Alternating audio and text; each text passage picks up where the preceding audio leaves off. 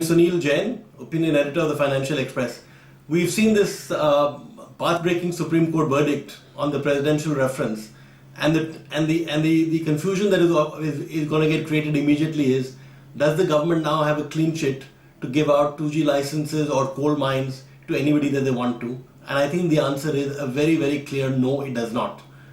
First, the Supreme Court has made it very clear, and the government also had made it very clear in its petition, that the 2G verdict is not affected by this at all. So that, let's get that out of the way. The 2G verdict is not affected in any way. There will be a 2G auction. If you look at coal mines or other natural resources, the Supreme Court has made one point. The Chief Justice has said the government must look at the greater common good all the time, which means that if you're giving a coal mine, you must make sure that the person who gets the mine supplies, for example, electricity to us at the cheapest possible cost. So essentially I would say that the Supreme Court has not said now that the government can, for example, that some minister in the government can give a coal license or a 2G license to his cousin or his brother or his sister. The Supreme Court has said, look at the greater common good.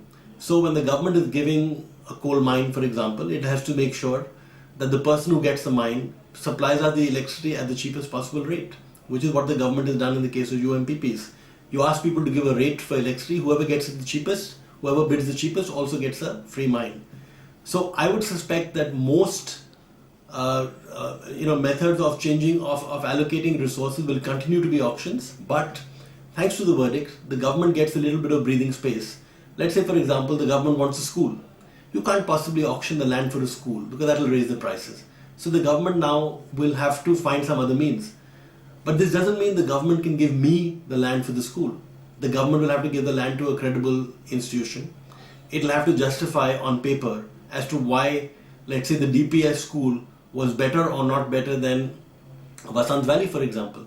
So the Supreme Court verdict, is to summarize it, does not open the gates for arbitrary, opaque methods of giving out scarce resources.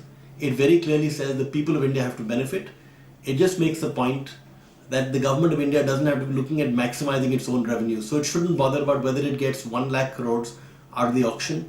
It should be more concerned about whether the people of India get cheaper telephony. Thanks.